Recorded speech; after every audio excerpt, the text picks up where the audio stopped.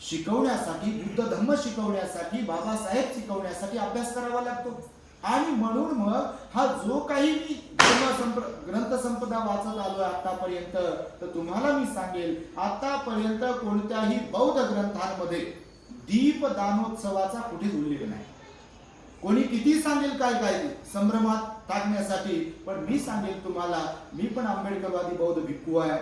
इतर धर्मावर टीका करत नाही, आपण टीका टिप्पणी करत नाही. आपल्या लोकांच्यासाठी म्हणून मी सांगतोय, कुठेही बौद्ध साहित्यात दीपदानोत्सवाचा उल्लेख नाही, दिवाळीचा तर विषयच नाही. आणि मी तुम्हाला आता मगाशी जे म्हणालो,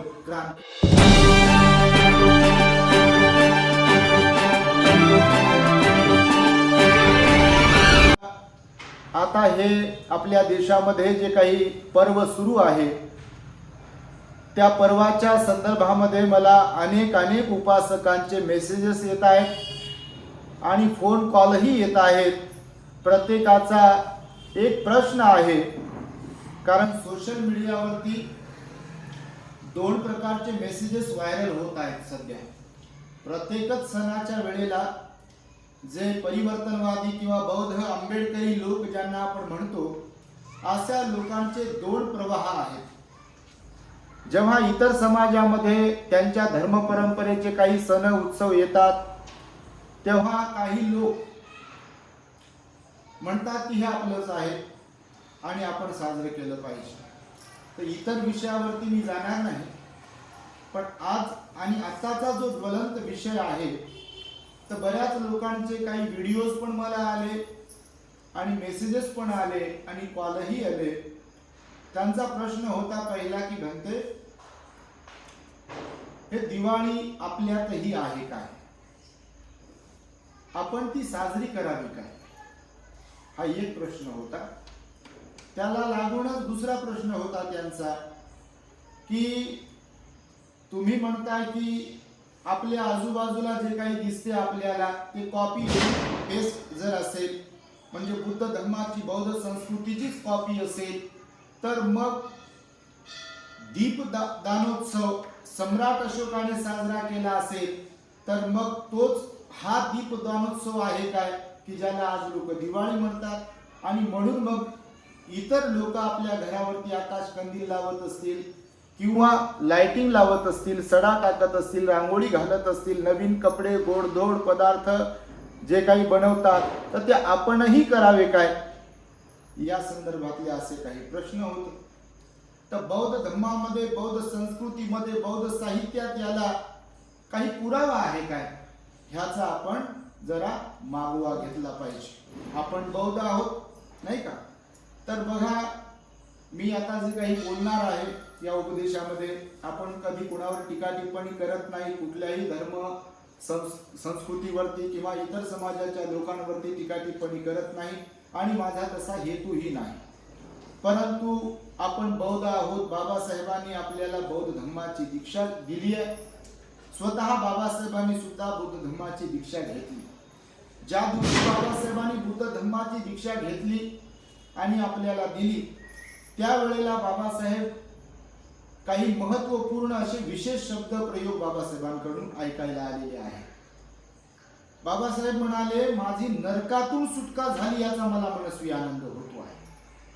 आता सुज्ञ जनांनी आपल्यातल्या याचा अर्थ काय तो ओळखावा की बाबासाहेब नरक कशाला म्हणाले असतील आणि त्या नरकातून माझी सुटका झाली, आज माझा पुनर्जन्म होत आहे असे मी मानतो, असेही बाबासाहेब का म्हणाले असतील. 22 प्रतिज्ञेच्या अंती इतपर मी बुद्ध धर्माच्या शिकवणुकीप्रमाणे वागेल अशी प्रतिज्ञा करतो असे बाबासाहेब का म्हणाले असतील.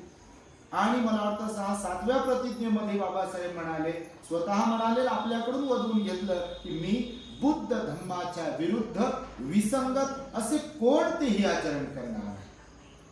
जर कधी आपण 22 प्रतिज्ञा मन लावून वाचल्या नसतील, तर मी मधल्या ह्या काही प्रतिज्ञा आपणास अवगत करून देतो आहे की आपण त्या वाचाव्या.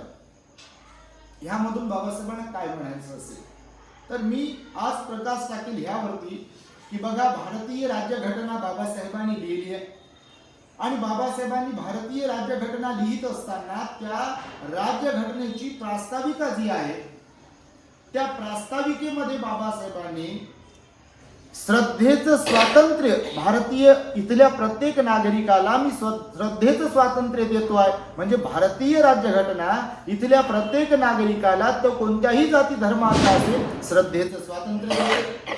म्हणजे ज्याला त्याला आपली श्रद्धा कुठे प्रकट करायची आहे ह्याचं स्वातंत्र्य दिले. हे नक्कीच खरं आहे.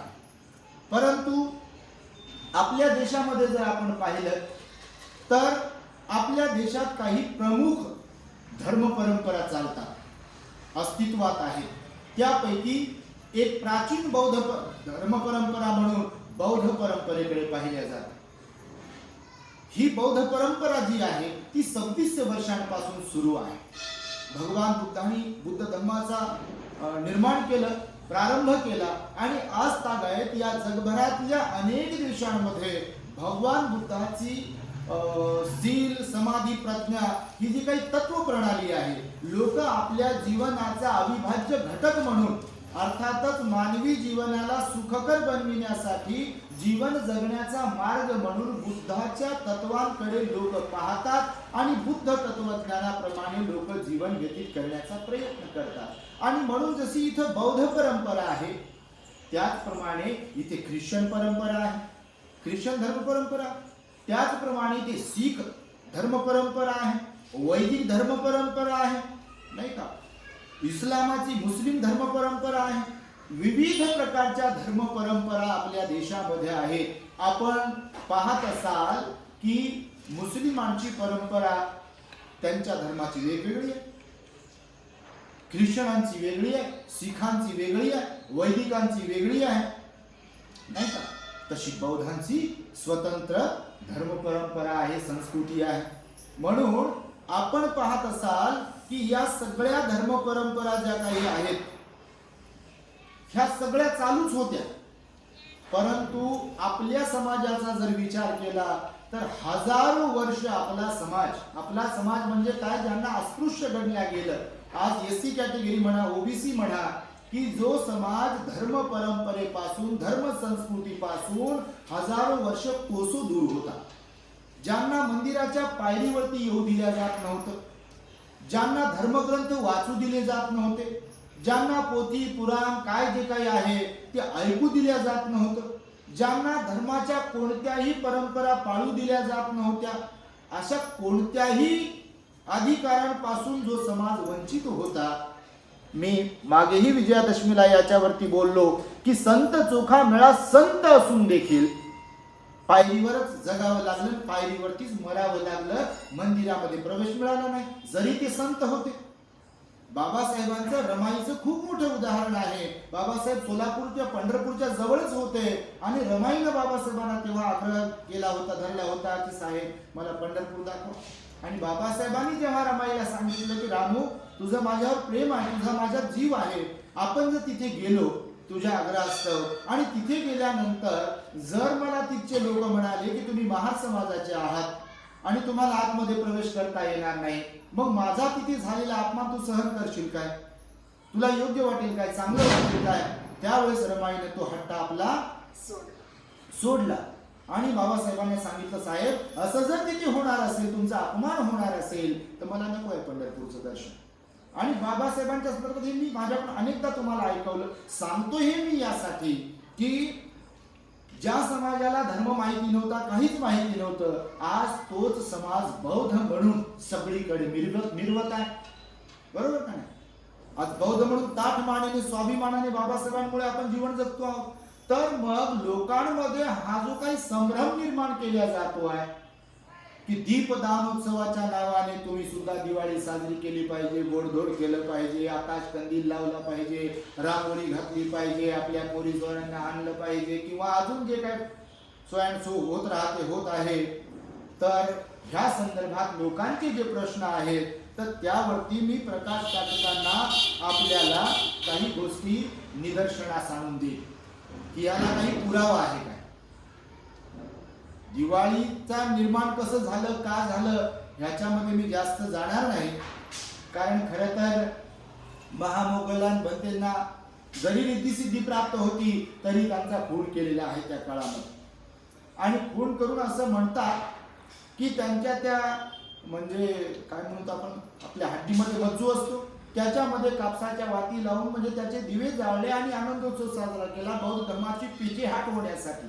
आणि याला अनेक पुरावे आहेत. क्रांती आणि प्रतिक्रांती बाबासाहेबांचं पुस्तक आहे, सुप्रसिद्ध क्रांती आणि प्रतिक्रांती. या देशामध्ये नेहमीकरिता दोन प्रवाह अस्तित्वात आहेत. एक तर बुद्धाचा मार्ग आहे, सत्याचा मार्ग, आणि दुसरा मार्ग आहे असत्याचा मार्ग.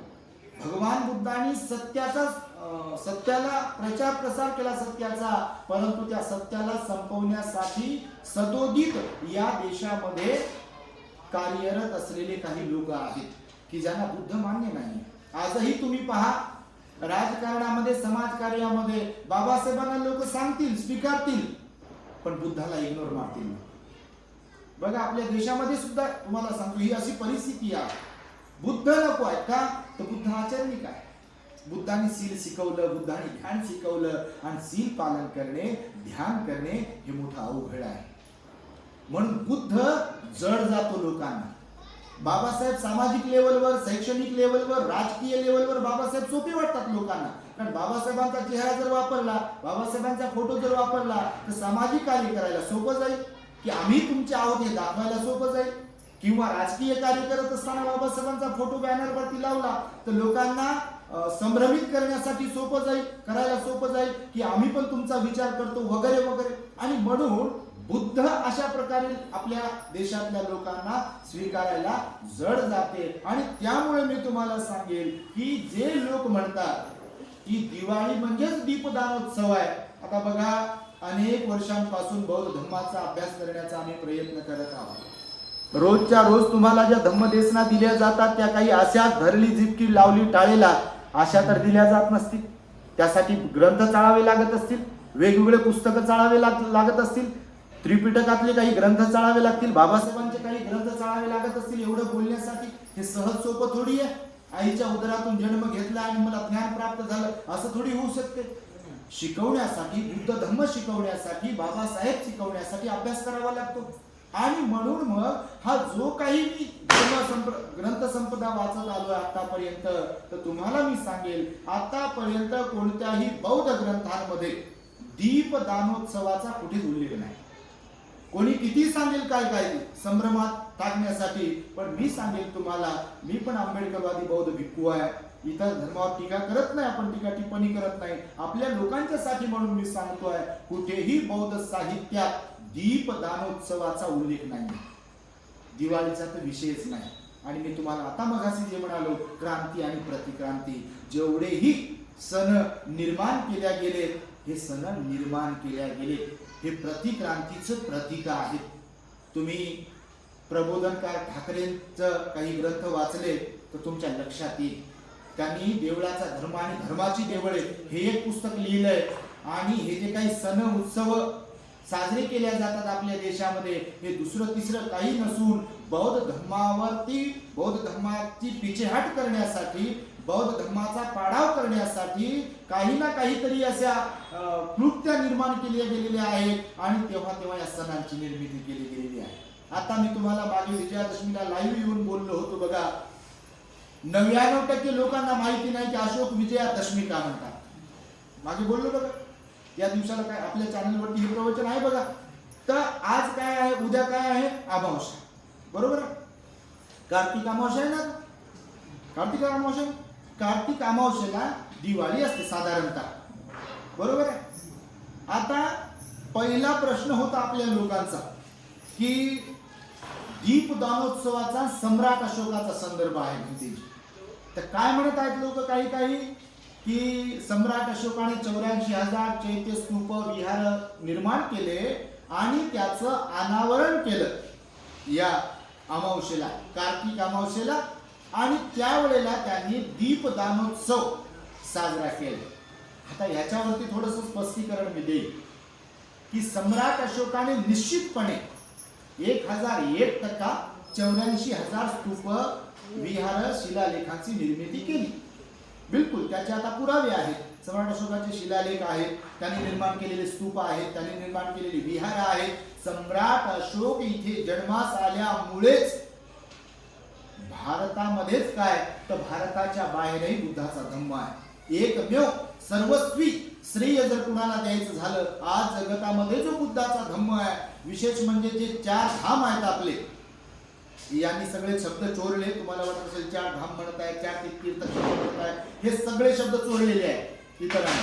सगळे शब्द आपलेच आहेत. हे 4 धाम म्हणजे जिथे सिद्धार्थ गौतम बोधिसत्वाचा जन्म झाला असं लुंबिनी, जिथे सिद्धार्थ गौतम बोधिसत्वाला ज्ञान प्राप्त झाली ती बुद्धगया, जिथे त्या तथागत सम्यक संबुद्धांनी धम्मचक्र प्रवर्तन केले ते सारनाथ ऋषीपतन मृगदावन, आणि जिथे 80व्या वर्षी भगवान तथागतांचे महापरिनिर्वाण झाले असे कुशीनगर. हे 4ही स्थळ आज जगाला जे दर्शनासाठी उपलब्ध आहेत, ह्याला सर्वस्वी जबाबदार किंवा त्याचं सर्वस्वी श्रेय जर कुणाला द्यायचं झालं ते टिकण्याचे, तर ते सम्राट अशोकाला दिलं पाहिजे.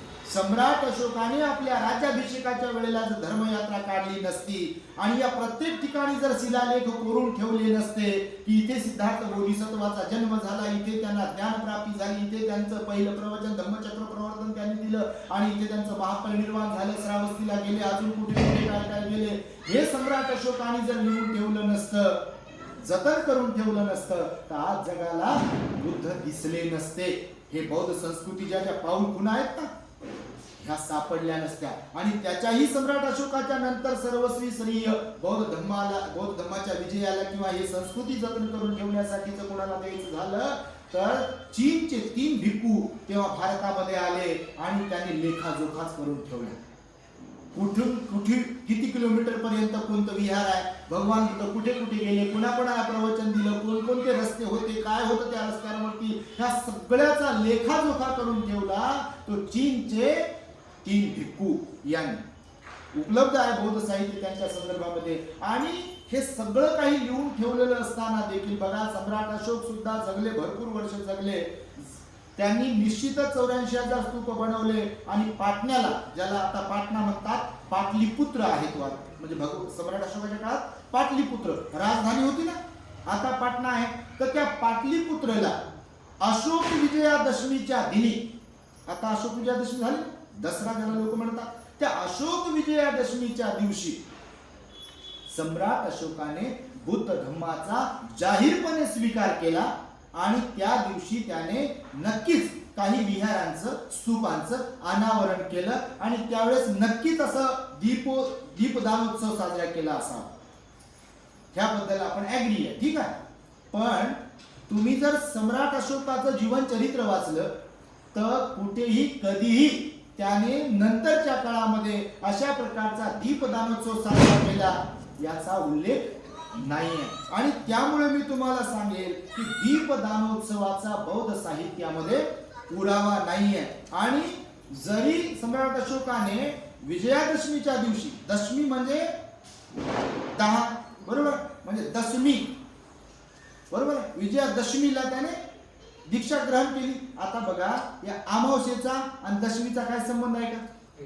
दिवाळी कधी साजरी करतात? या अमावस्येला. सम्राट अशोकाने दीक्षा कधी घेतली? विजयादशमी, बरोबर की नाही?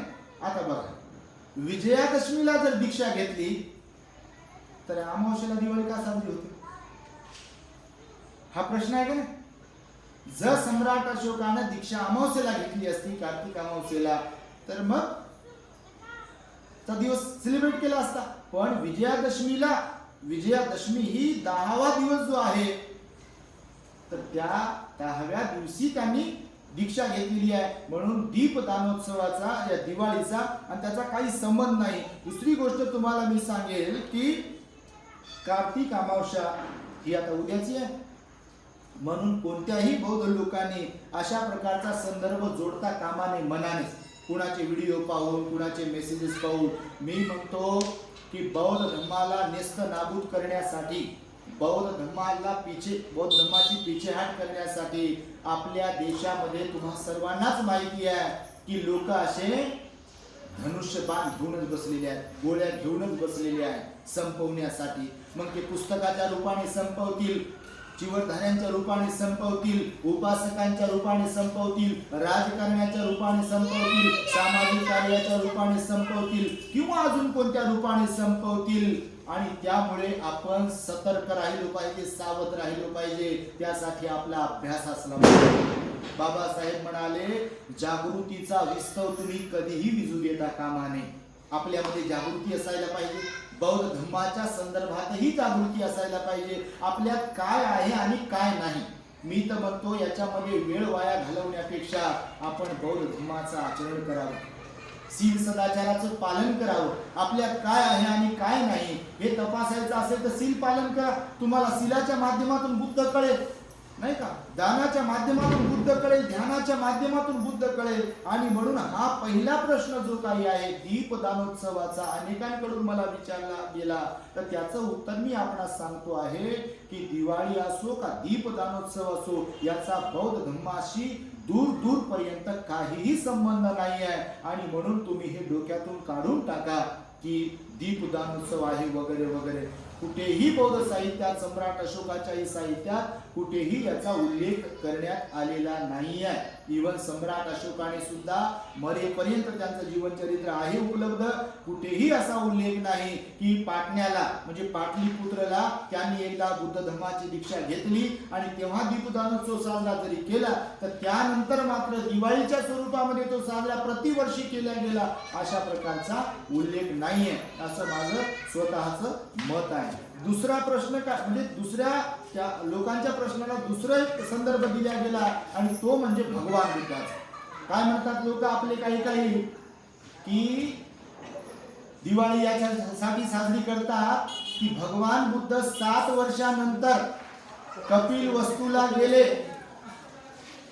म्हणजे हे लोक जसा संदर्भ जोडतात की नाही, कोणीतरी कुठून तरी आलं, हे कुठून तरी जावई शोध लावलाय आणि आपले काही लोक म्हणतात भगवान बुद्ध 7 वर्षानंतर कपिल वस्तूला गेले आणि मग कपिल वस्तू नगरीमध्ये दिवाळी साजरी. काहीच्या काही कुठेच्या कुठे काहीच संबंध नाही याचा. कोणाला माहिती आहे की भगवान बुद्ध अमावस्येला गेले म्हणून? काय संदर्भ आहे त्याचा? तुमच्या माहितीसाठी सांगेल मी की बुद्ध कधी गेले ह्याच्यावरती बोलल्या गेलो आहे, माझ्याकडून बोलल्या गेलाय. बुद्ध कधी गेले कपिल वस्तूला तर तुम्हाला मी सांगतो बघा. ह्याचा काही संबंध नाही दिवाळीशी, या दिवे लावण्याशी काही संबंध नाही. भगवान बुद्धाचा सुद्धा संदर्भ आहे, त्याचा मी तुम्हाला एक विस्तार सांगेल थोडक्यामध्ये. बघा, सिद्धार्थ गौतम सम्यक संबुद्ध झाले वैशाख पौर्णिमेला. बघा तुम्ही सिक्वेन्स कशी आहे. वैशाख पौर्णिमेला बुद्ध झाल्यानंतर प्राप्त झालेलं बुद्धत्व कुठे सांगितलं त्यांनी? सारनाथला, नाही का? ऋषीपतन मृगदायवनामध्ये पंचवर्गीय श्रावकांना सांगितलं की नाही? म्हणजे बुद्ध गए सारनाथला गेले.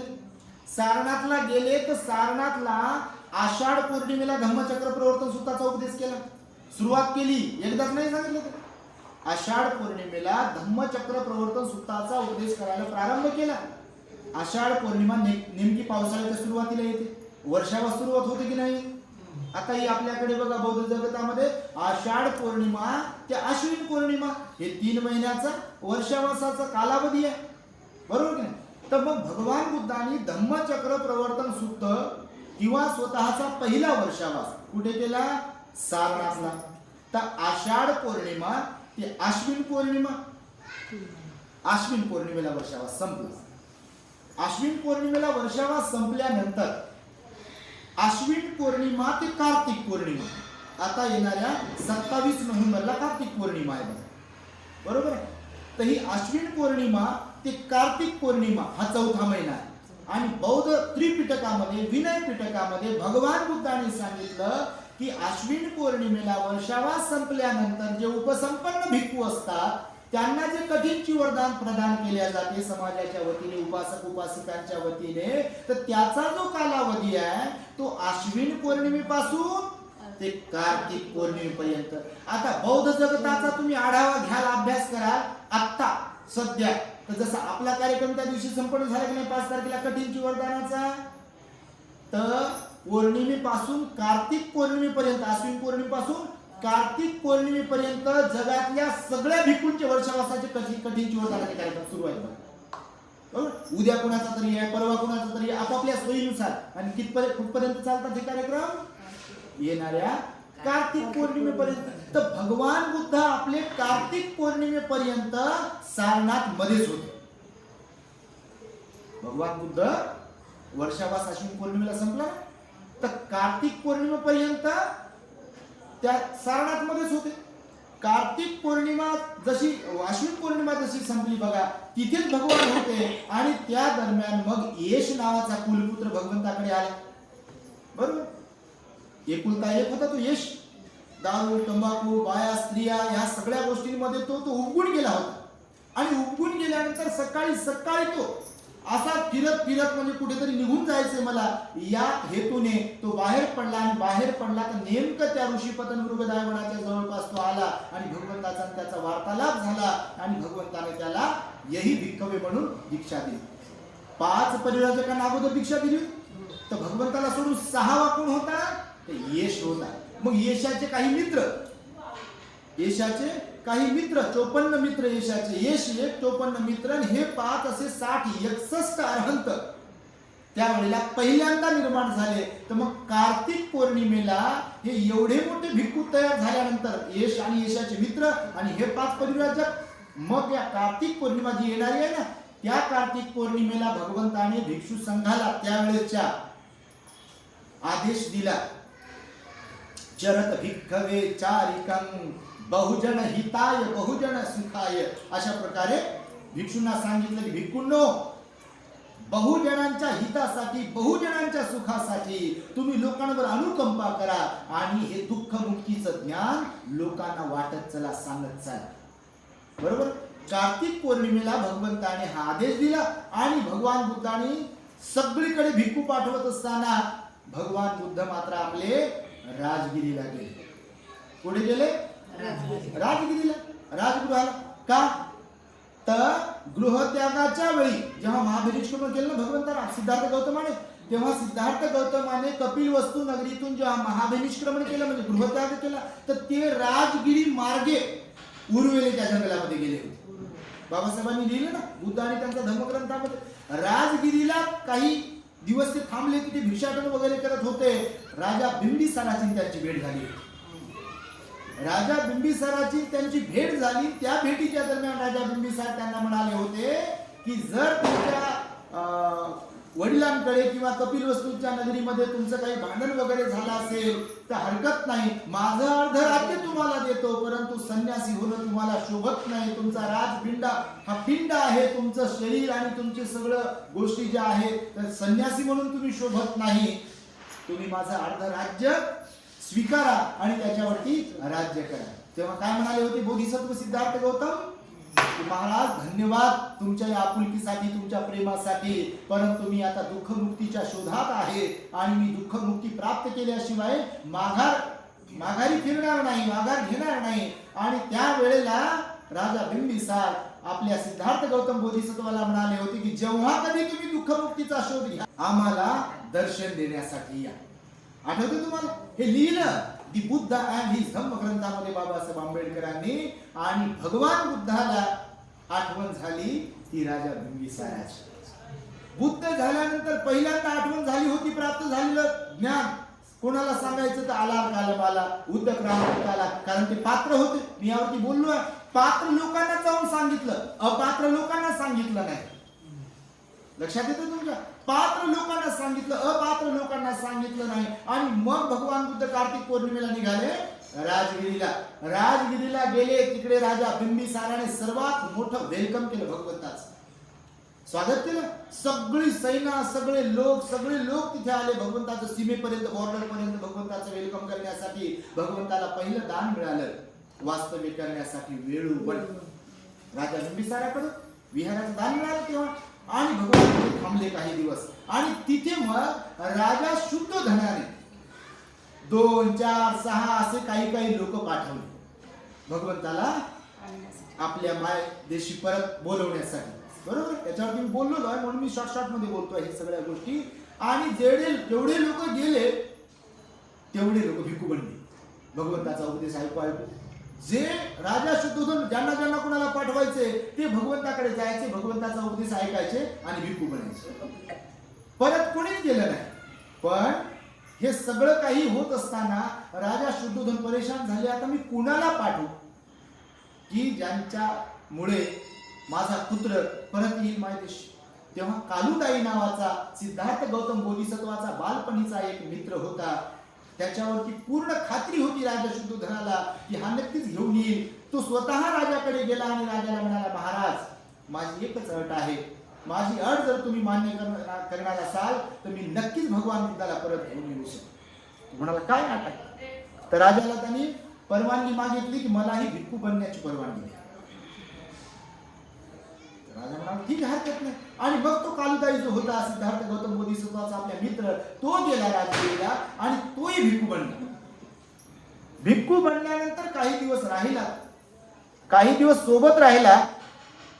आणि एक दिवस भगवंताचं जाणलं भगवंताने की हा कशासाठी आलाय नेमकं.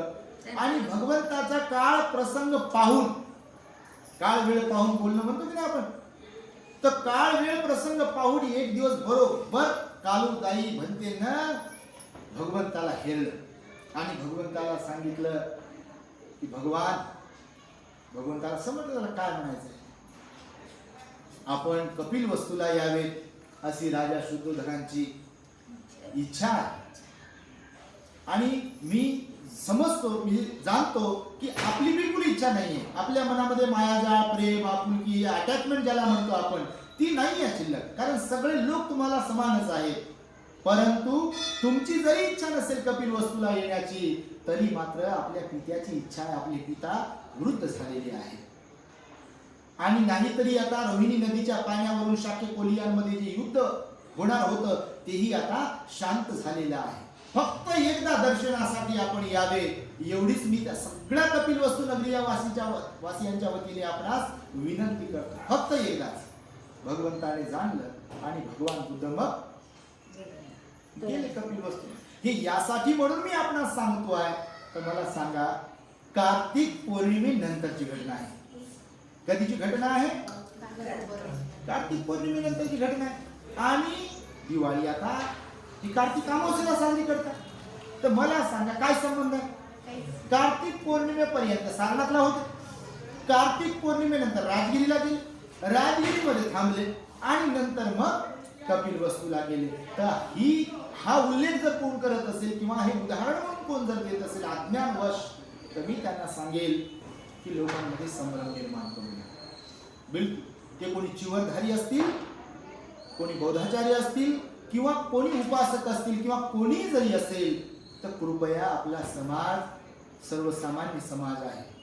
सगळ्यांचा चांगला अभ्यास नाही आहे. आणि म्हणून आपण कोणीही अशा प्रकारचं एखादं कोणाचं तरी पुस्तक आणि कोणाचं तरी भाषण ऐकून किंवा कुठली तरी एखादी घटना, या घटनेला त्या घटनेची तुलना करून जोडून अशा प्रकारे समाजामध्ये संभ्रम निर्माण करू नका. एक तर आता कधी लोक धम्माच्या वाटेवरती येत आहे, एक तर आता कधी लोकांना धम्माचा अर्थ कळतो आहे, एक तर आता कधी लोक पंचशीलधारी उपोषकधारी बनत आहे. आणि तुम्ही पुन्हा जर भेसळ करण्याचा प्रयत्न करत असाल तर तुम्ही अज्ञानवश पाप कर्म करत आहात. कारण बाबा, मी प्रारंभी म्हणालो तुम्हाला की बाबासाहेब काय म्हणाले की मी नरकातून सुटलो आहे. बुद्ध धम्माच्या विरुद्ध विसंगत असं कोणतंही आचरण करणार नाही. आणि मला सांगा, ह्या दोन्ही घटना, या दोन्ही घटनाचा या आता जे सुरू आहे त्याच्याशी काही संबंध नसेल तर दिवाळी, दीपदानोत्सव आणलं कुठे? नाही का? मी तर म्हणतो की जे नेहमी म्हणतो ना, भीम के लागते जिगर आधी इधर आधी उधर, त्यांच्यासाठी तर मोठी मेजवानी आहे. मोठी मेजवानी आहे ना. हेच तर पाहिजे. मग हा आपलंच आहे हो, आणा उठणं आणि ठेवा बाजूवर आणि घासा आणि करा. अरे कायचं उठणं, कायचं वळवट, कायच्या बोटव्या, कायच्या शेवाळ्या आणि कायचेच काय, कशाचं तांदूळ, कशाचं कुंकुम, कशाचं. मी इतरांना नाव ठेवत नाही. खुशाल बिलकुल मुस्लिमांनी त्यांची धर्म परंपरा जपावी, त्यांची श्रद्धा आहे त्याच्यावर. ख्रिश्चनांची त्यांची धर्म परंपरा जपावी, त्यांची श्रद्धा आहे त्याच्यावर. वैदिक परंपरा जे आता हिंदू म्हणून घेतात त्यांनी त्यांच्या धर्म परंपरा जपावी, बिलकुल त्यांची श्रद्धा आहे. पण तुम्ही बौद्ध म्हणून घेत असाल आणि तुम्ही काहीतरी निमित्त शोधत असाल अशा प्रकारचं, आणि तुम्ही हे बाकीच्या गोष्टी करत असाल तर मी तर समजतो बाबासाहेबांशी गद्दारी करत आहात. आणि दुसरी गोष्ट, बौद्ध धर्मामध्ये भेसळ जे कोणी निर्माण करण्याचा प्रयत्न करत असेल, कोणी असो, मग ते पुनश्च मी सांगेल, ते भिक्षू असतील, म्हणजे जीवनधारी असतील किंवा उपासक असतील, ते पापाचे भागीदार बनतील. लक्षामध्ये. आणि त्यामुळे अशा प्रकारचं कोणीही कृत्य करू नये. मी दोन्हीही घटनांचा तुम्हाला संदर्भ दिला आणि निष्कर्ष मी तुम्हाला एवढंच सांगेल की लोकांमध्ये संभ्रम निर्माण करून भेसळ करण्याचे पाप करण्यापेक्षा जर खरंच तुम्हाला दिवाळी साजरी करायची असेल, तुम्हाला पर्याय देतो सांगतो ना, जर खरंच दिवाळी साजरी करायची अशी लोक करतात, मग आपण कसं करावं, लोकांच्या दारात रांगोळी असते, तुम्ही 12 महिने टाका ना रांगोळी, कोण नाही म्हणतो तुम्हाला. कोणी म्हणेल का काही गोड कधी करू शकता ना, पण तुम्हाला सांगतो मी कधी करायची दिवाळी साजरी. दिवाळी साजरी करायची आहे ना तुम्हाला, आता दिवाळी न साजरी करता तुम्हाला मी सांगेल वैशाख पौर्णिमेला दिवाळी साजरी करा. तेव्हा ना आकाशकंदील लावा आपल्या दाराला. लोकांनी विचारतं तुम्हाला हे काय चाललंय, आणि त्यांना सांगा मग भगवंताचा जन्म झाला आणि म्हणून आम्ही आकाशकंदील लावतोय, ही आमची दिवाळी आहे. वैशाख पौर्णिमेला दिवाळी साजरी करा, आषाढ पौर्णिमेला दिवाळी साजरी करा. आषाढ पौर्णिमेला भगवंताने आपल्या धम्मचक्र प्रवर्तन सूत्राचा उपदेश केला. धम्मचक्र प्रवर्तन दिन आहे आषाढ पौर्णिमा. कोणता दिवस आहे आषाढ पौर्णिमा? म्हणजे धम्मचक्र प्रवर्तन दिन आहे ना. आणि धम्मचक्र प्रवर्तन दिन म्हणून आषाढ पौर्णिमेला आकाशकंदील लावा, नवीन कपडे घ्या. तुम्हाला जे म्हणून आता काय करावं असं वाटते ते आषाढ पौर्णिमेला करा, वैशाख पौर्णिमेला करा. कार्तिक पौर्णिमेला भगवंताने चरत भिक्खवे चारिकन बहुजन हिताय बहुजन सुखाय म्हणाले का नाही? धम्माचा प्रचार आणि प्रसार करण्याची सुरुवात केली का नाही? तर तुम्ही मग दिवाळी तेव्हा साजरी करा, त्या दिवशी.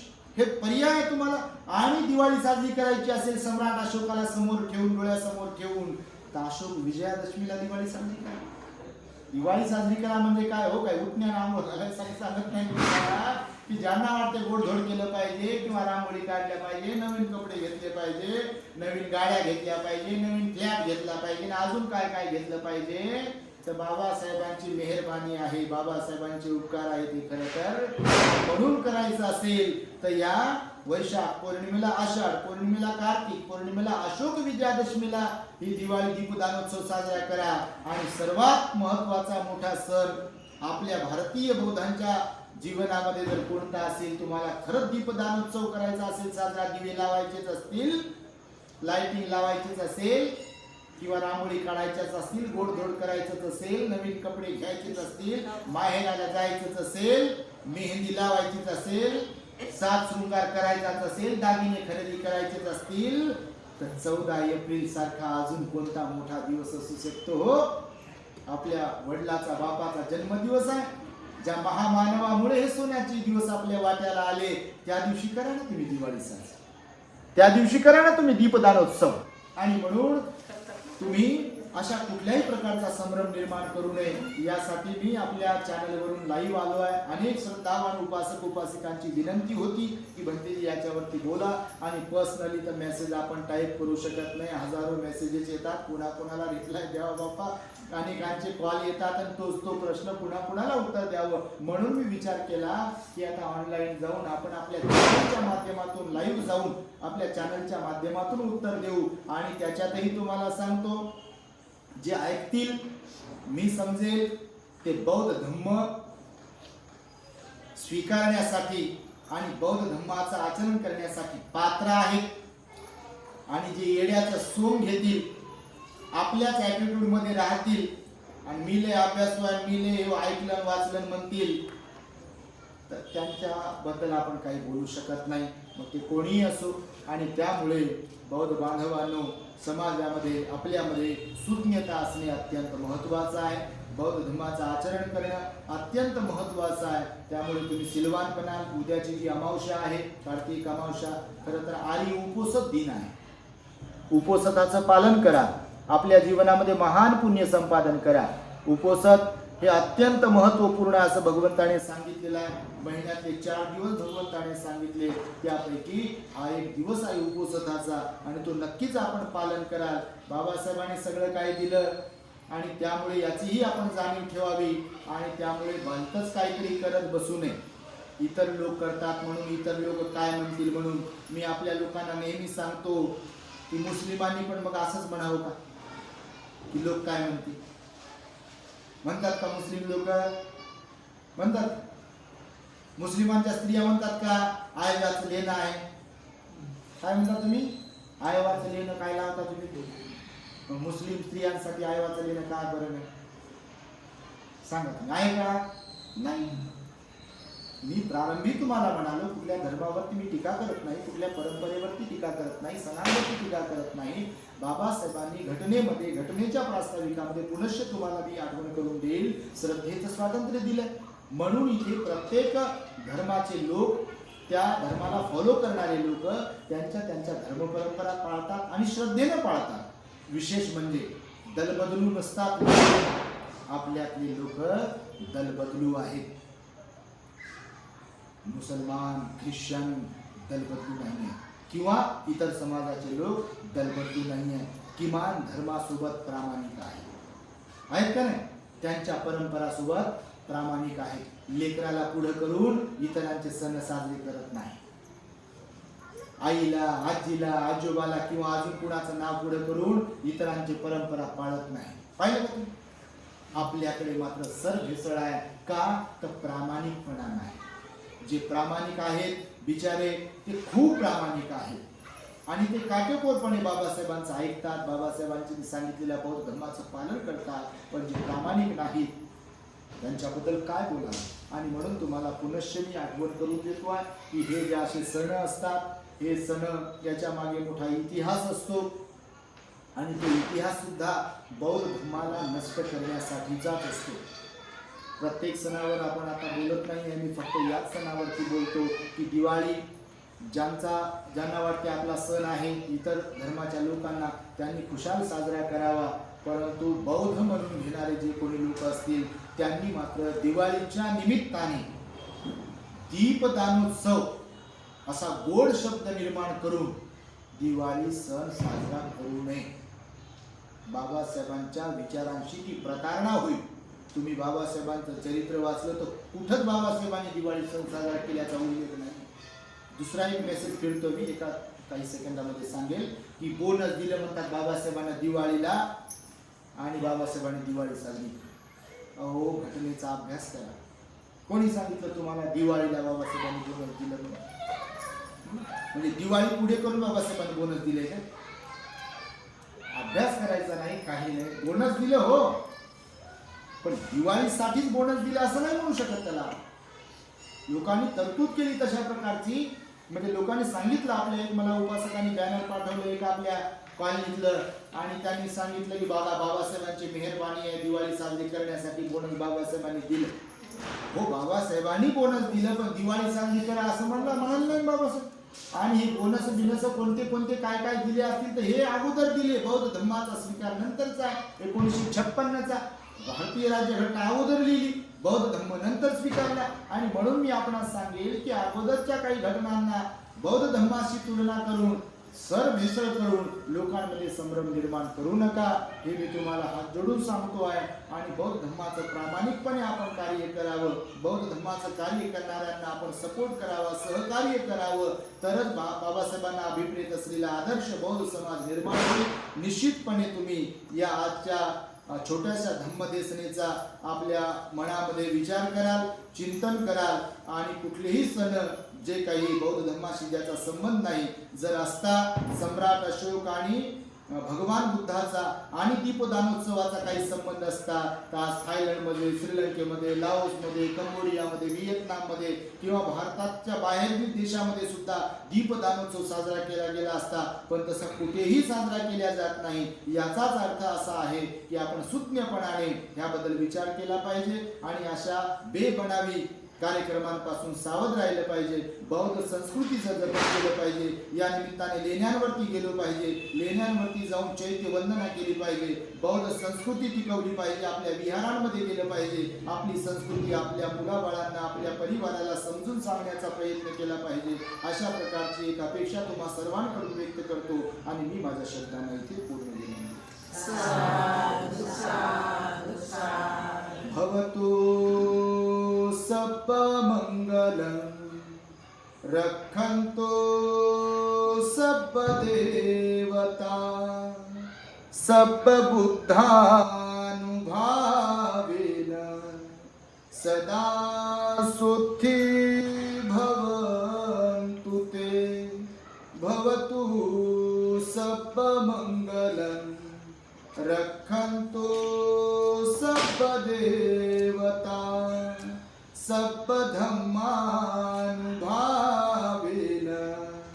सदा सुखी भवन्तु ते भवतु सब मंगलम् रक्षन्तु सब देवता सब संघानुभावेन सदा सुखी भवन्तु ते।